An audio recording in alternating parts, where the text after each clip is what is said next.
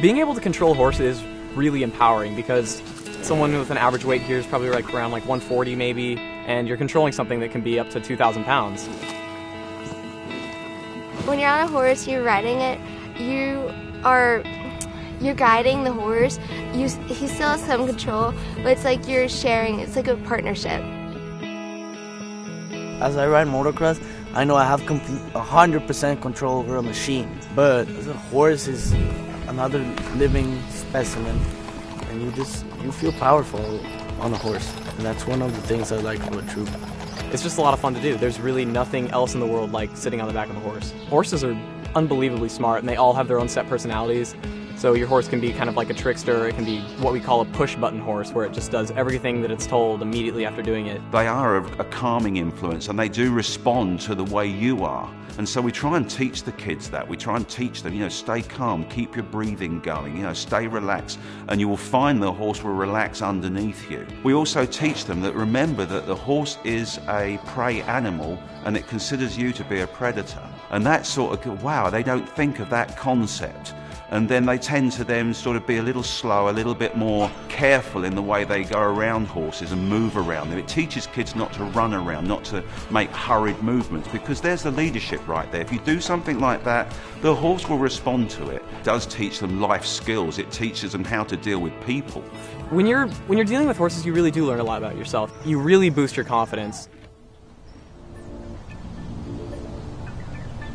When I first got here, I was actually amazed at the quality of everything on campus, right from the way they cut the grass up to the buildings and the politeness of everybody, the way they carry themselves.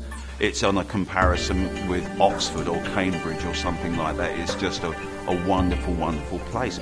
So it's like an oasis. The facility itself was completed, as was a 2-year process. The difference it's made is the fact that it's so clean, it's so airy, it's light. The horses are more compliant. The facilities are absolutely incredible. Walking throughout the facilities, everything is so technical. They have water gauges to make sure that the horses are drinking enough, and they can tell if they're not.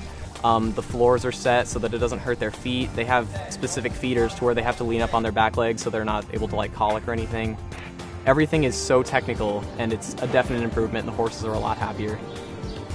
The indoor riding facility, like when you go in there on your horse, it's a massive arena, and it's a really comfortable area to be because when you're with everyone else in your class or your unit, it's just a lot of fun to be able to sit and ride your horse. Apart from it just being a nice facility, it's just a nice like aura because you're in there and it just becomes a part of you. It truly is one of the nicest places in the nation, and especially in Culver. It's one of the nicest facilities here.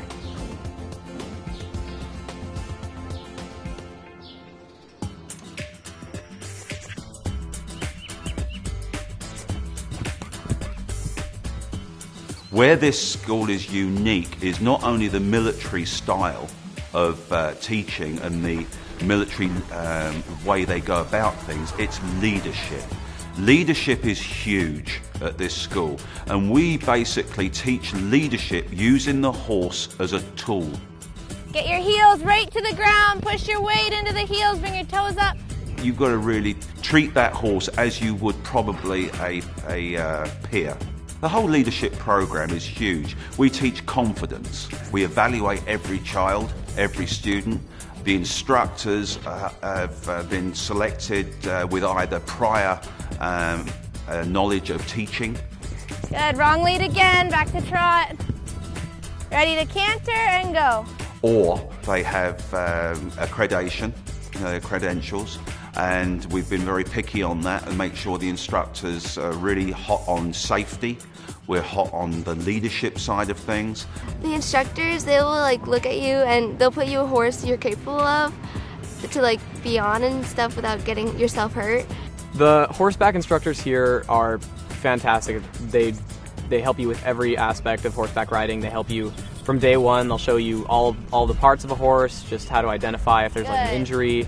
And then from then, it's all about saddling up, getting the bridle in, everything, getting set up just so you can ride. And from there, every little detail is monitored just so everything can be perfect. And as long as everything is right, your riding is going to be a lot of fun. and that's what they're there to help you with. And they're all really nice and extremely helpful, and it definitely improves your experience in horseback riding.